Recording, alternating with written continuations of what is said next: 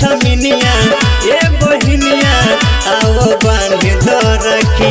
ई भाई तोहर दिया हो तू भाई के हऊ रे बाती।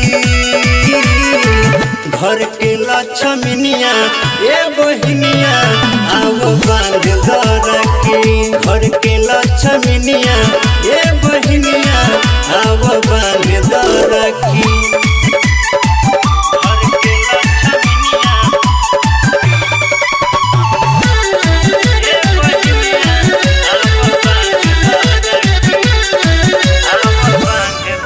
परिवार तोहर सरगम तू साजे हऊ तुही सबका खुशी के राजे हऊ।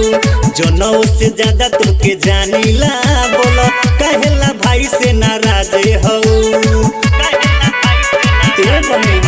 परिवार तोहर सरगम तू साजे हऊ तुही सबका खुशी के राजे हऊ।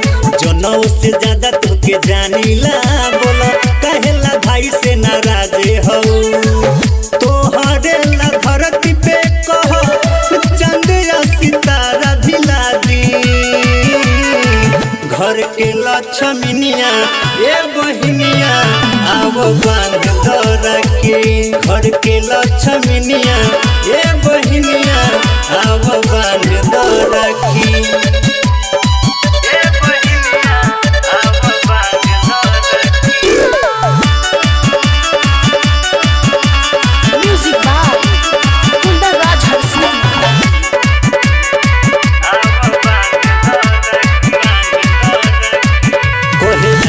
के तुलसी रंजित रही और भैया मितराज हो। साल भपया बेला बहिना रे पवन दिन आज हो।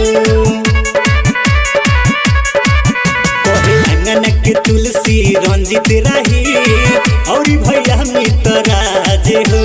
साल भपया बेला बहिना रे पवन दिन आज हो। आओ हेने बैठा तोहके मीठा मीठा गाना सुना दी। घर के लक्ष्मीनिया ए बहिनिया आओ बांध दो रखी। घर के लक्ष्मीनिया ए बहिनिया आओ बांध दो रखी। RDS music recording studio Balthar चौक।